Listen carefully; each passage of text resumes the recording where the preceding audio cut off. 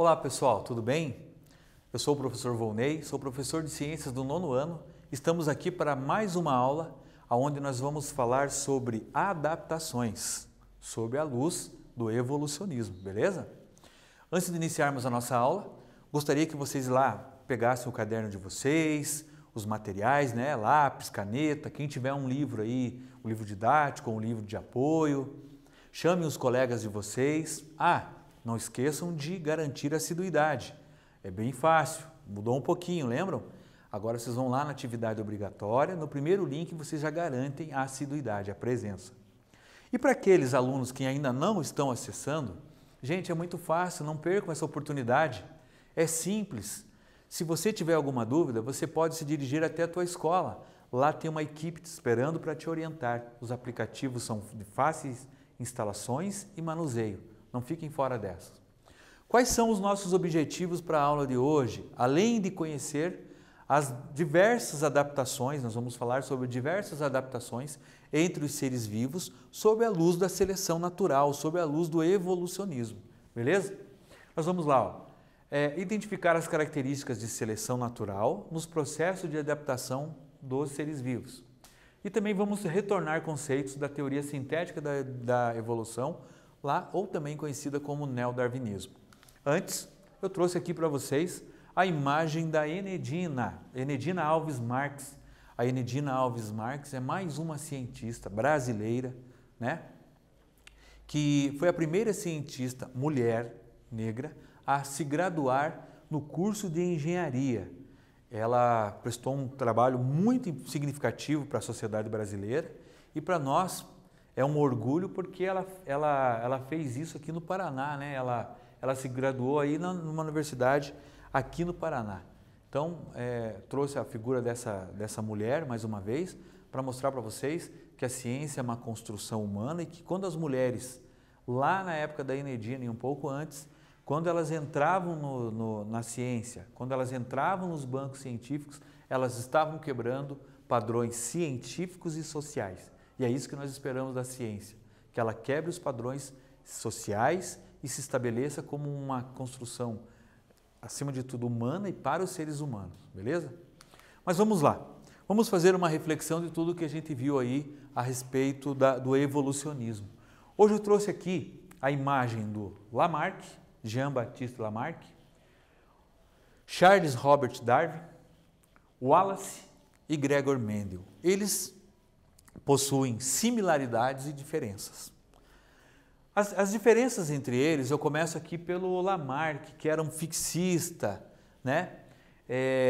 Entendia que os seres eram imutáveis e depois, quando ele aceitou a modificação entre os seres vivos, ele entendia que os seres mais simples originavam os mais complexos. Felizmente, essa teoria ela foi contestada, né, pelos experimentos e pelas conclusões realizados por Darwin e Wallace, onde eles mostravam que os seres vivos passavam sim por mutações.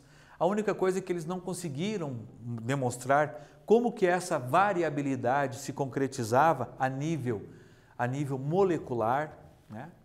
Coisas que o Mendel já estudava, né? O Mendel, a preocupação dele era tentar entender como que molecularmente, né,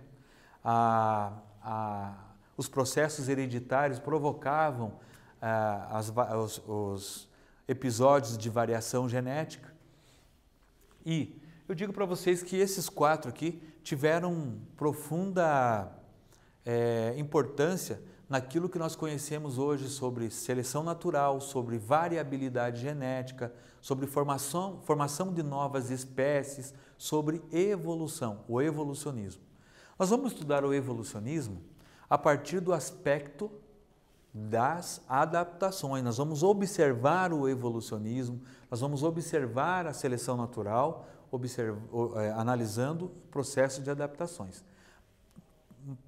Porém, antes eu gostaria de lançar um desafio para saber se vocês entenderam a função desses pesquisadores, naturalistas que eu citei anteriormente. Então eu lanço essa questão para vocês. Qual desses naturalistas evolucionistas considerava que os seres vivos mais complexos surgiram a partir de outros menos complexos? A alternativa A foi o Lamarck, Alternativa B foi o Gregor Mendel? Alternativa C foi o Charles Darwin? Ou a alternativa D foi o Wallace? Agora é com vocês, gente. Eu já volto.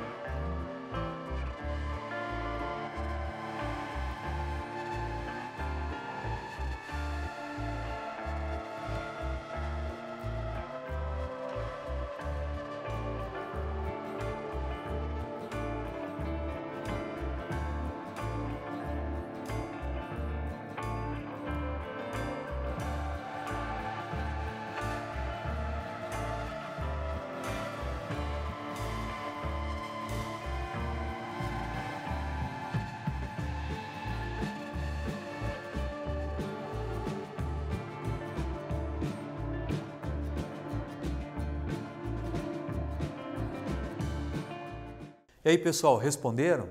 Aquele pesquisador que considerava que os seres mais simples originavam os mais complexos, por entender que os seres vivos tinham uma força, a qual ele chamava aquela força de vitalismo, e que aquele vitalismo poderia fazer a transmutação, termo utilizado naquela época, que era se transformar num ser mais complexo, foi o Jean-Baptiste Lamarck, beleza? Quem colocou a alternativa A, acertou.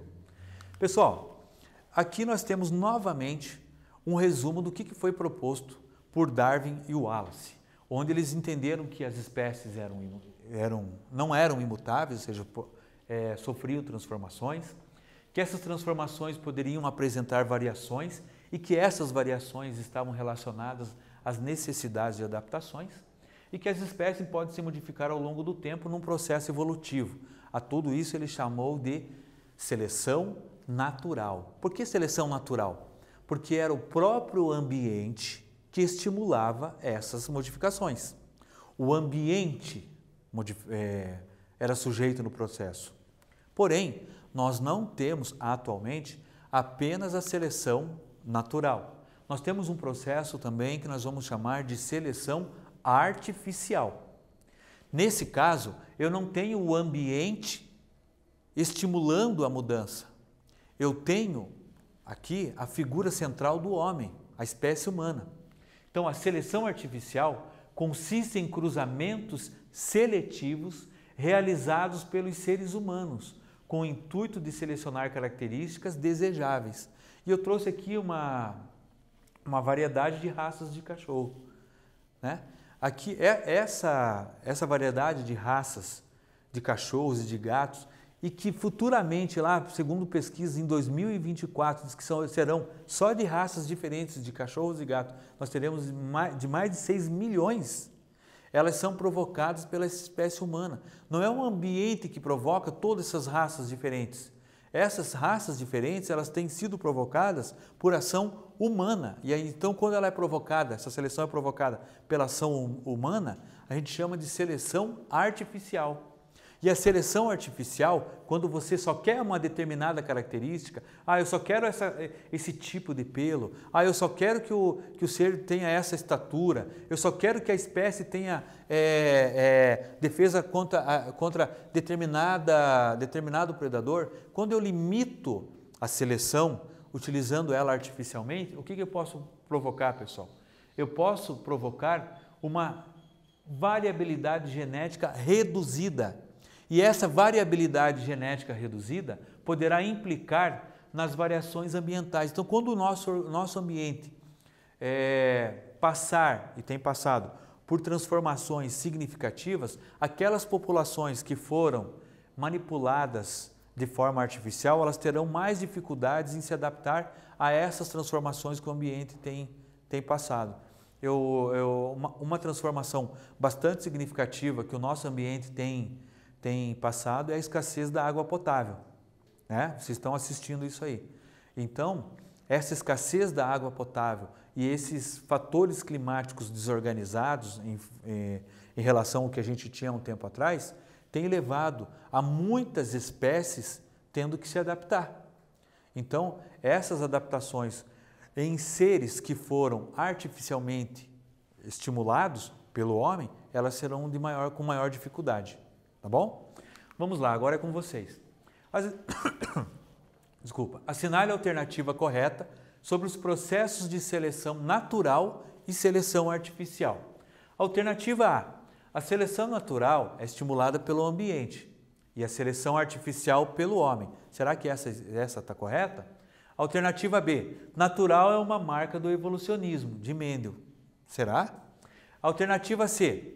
Darwin não conhecia a seleção artificial. Alternativa D. Wallace defendia a seleção artificial. Agora é com vocês, eu já volto.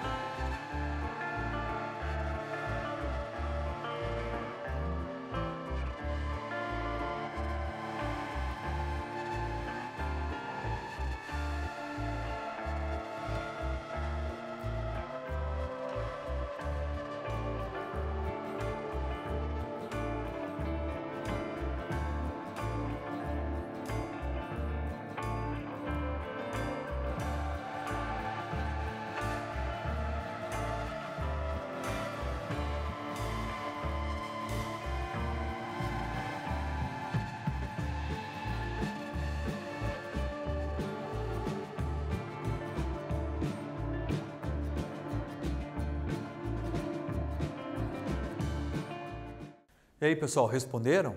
Olha lá, ó, quem colocou a alternativa A, a seleção natural é estimulada pelo ambiente. Já a seleção artificial é estimulada e provocada pelo próprio homem, beleza? Adaptações, mas o que seriam adaptações sobre o aspecto evolucionista e o aspecto da seleção natural? Diferente daquela evolução proposta pelo Lamarck, eu tenho muito receio disso. O Lamarck entendia que de tanto o ser vivo utilizar determinado segmento, ele adaptava aquele segmento às condições desfavoráveis do ambiente.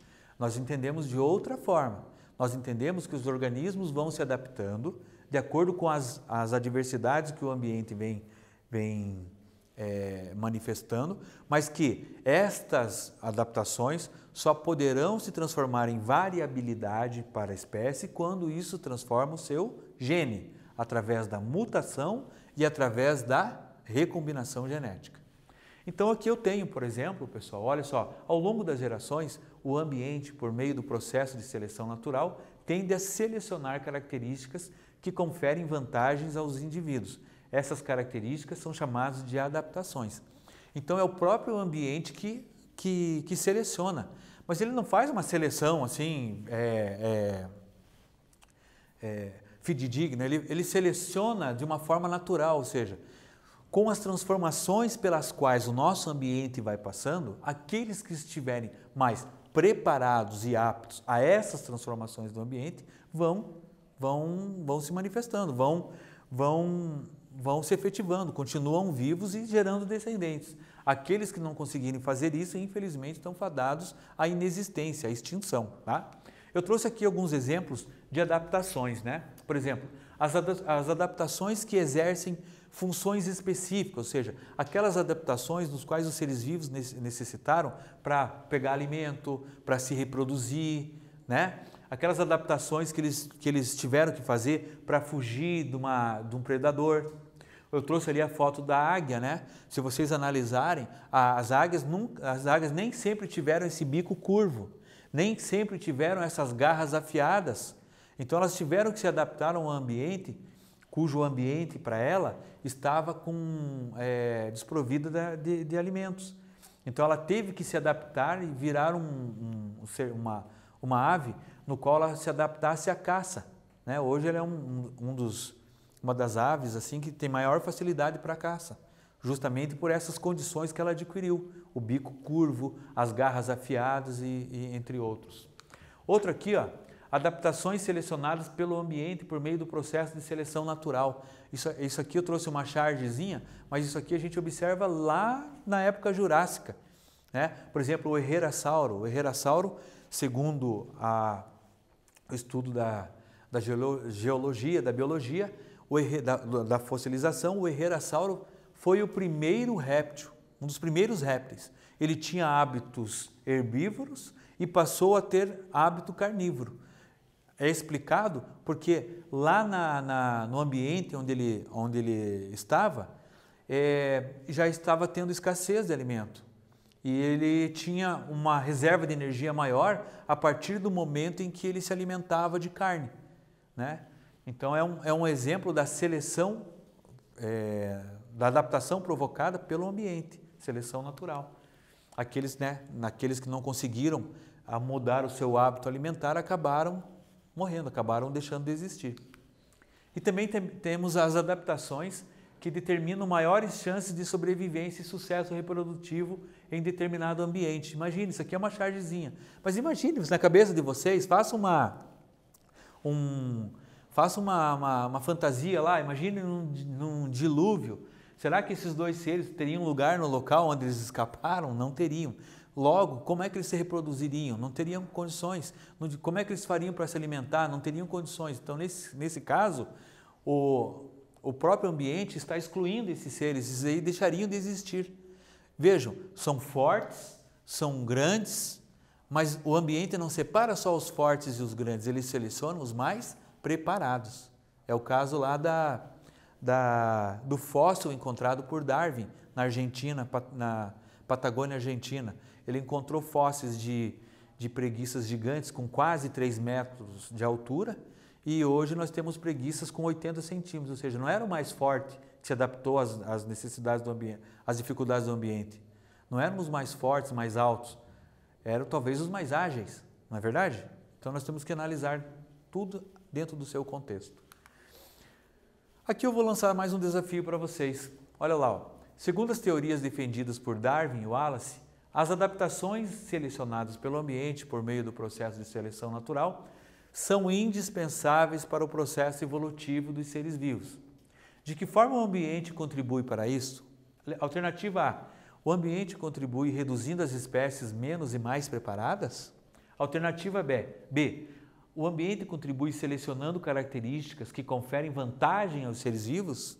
Alternativa C. O ambiente contribui preparando apenas populações fortes? Alternativa D. O ambiente não possui nenhuma finalidade específica, não contribui com nada. O que vocês acham? Já volto aí agora com vocês.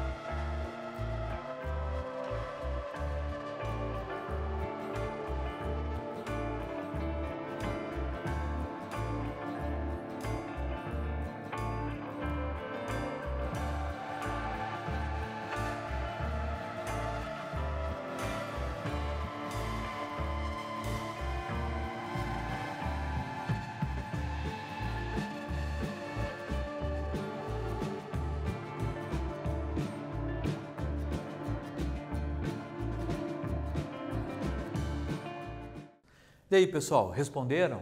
Então, olha lá, ó, quem colocou a alternativa B, no que o ambiente contribui? O ambiente contribui selecionando características que conferem vantagem aos seres vivos.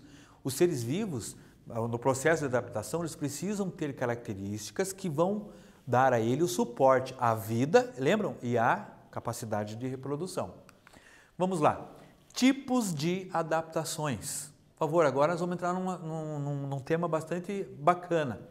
Nós vamos ver na prática como que essas adaptações se efetivaram. A primeira delas é o mimetismo. O que é o mimetismo? É um tipo de adaptação onde o ser vivo adquire característica muito similar de um outro ser, tá? Que pode ser da espécie dele ou não. Ele possui, então, aspectos físicos ou não físicos semelhantes a outros seres que vão lhes dar vantagem. Exemplo, olha essa orquídea aqui, ó, a Ophiris apífera. O que ela possui? Ela possui uma característica bem interessante. Nas suas folhas, ela possui folhas que têm muita similaridade com abelhas. Olha, estão vendo no desenho aqui, ó? As flores dela são parecidas com uma abelha. O zangão pensa que isso é uma abelha e se aproxima dessa abelha.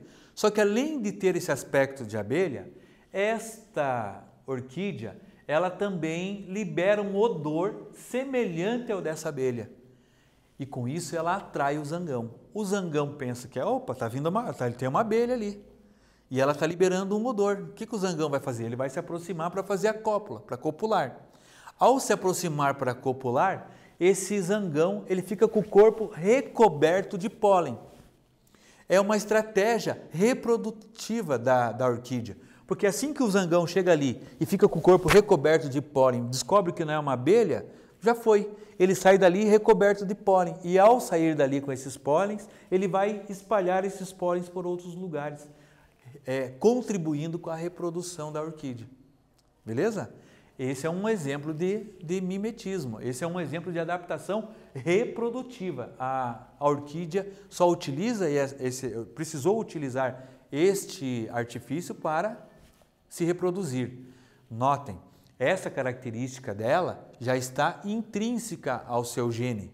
Essa modificação, essa recombinação, essa mutação está dentro dos genes. Então, todas as espécies desse tipo de orquídea produzem a mesma característica, transferem essa mesma característica aos seus descendentes. Beleza?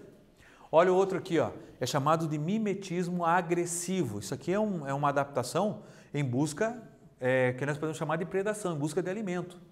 Aqui, isso aqui que parece uma formiga é, na verdade, uma aranha, cuja espécie dessa aranha é as aranhas Myrmaraceae. Esse tipo de aranha, ele tem um aspecto igual ao de uma formiga e anda ali, se locomove ali inofensivamente. Isso tudo vamos dizer assim, é uma forma de atrair outros seres que viriam, opa, está ali uma formiga dando sopa, né?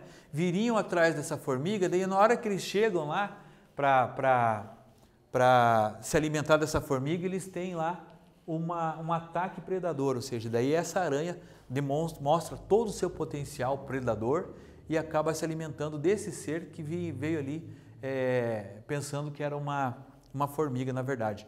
Essa adaptação é uma adaptação também que já está intrínseco nos genes, é uma adaptação que passou por recombinação ou mutação genética e foi necessária para que a ação predatória acontecesse. A outra aqui, já foi mencionada, é a respeito da adaptação defensiva, né? Então eu tenho aqui uma cobra, são duas cobras, uma é coral falsa, outra é coral verdadeira. Em algumas corais falsas, é fácil para nós, seres humanos, identificarmos, porque as listras na coral verdadeira, elas são listras que revestem o corpo inteiro. Então, a parte de baixo, né, a parte que fica rastejando, na coral verdadeira, ela também está colorida.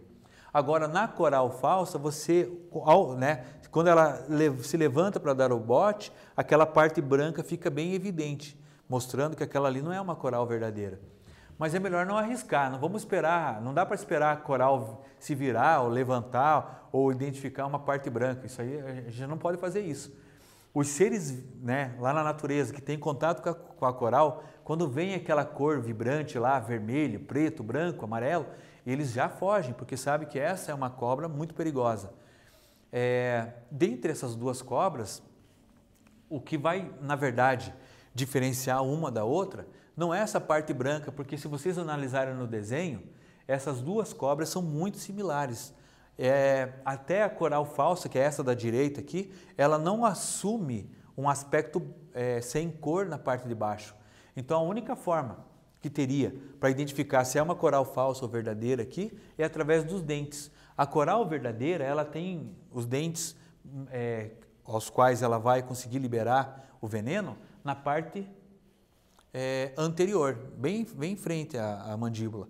Enquanto que a outra cobra, a falsa, esses dentes que vão ter a possibilidade de fazer lá a inoculação do veneno, eles ficam na parte posterior, muito afastados. Então elas precisam morder bastante para liberar o veneno, enquanto que a coral verdadeira, na primeira mordida, ela já libera. Aquele aspecto de morder ali, ficar mordendo a presa não vai ficar parada esperando essa mordida lá nos dentes de trás, ela vai se defender. Por isso que a coral falsa tem menos vantagem em relação à verdadeira e para se estabelecer num ambiente predatório, ela assumiu uma coloração no corpo similar à verdadeira para afastar os seus predadores. Beleza, pessoal? Então essas foram algumas adaptações a qual nós chamamos de mimetismo, que é quando um ser vivo assume o aspecto similar, né, igual a um outro ser para ganhar algum tipo de vantagem. Beleza? Nós temos outras adaptações para falar. Na próxima aula eu gostaria que vocês participassem, onde eu vou trazer aqui algumas outras adaptações sob a luz do evolucionismo e da teoria da evolução proposta pelo neodarwinismo. Um abraço.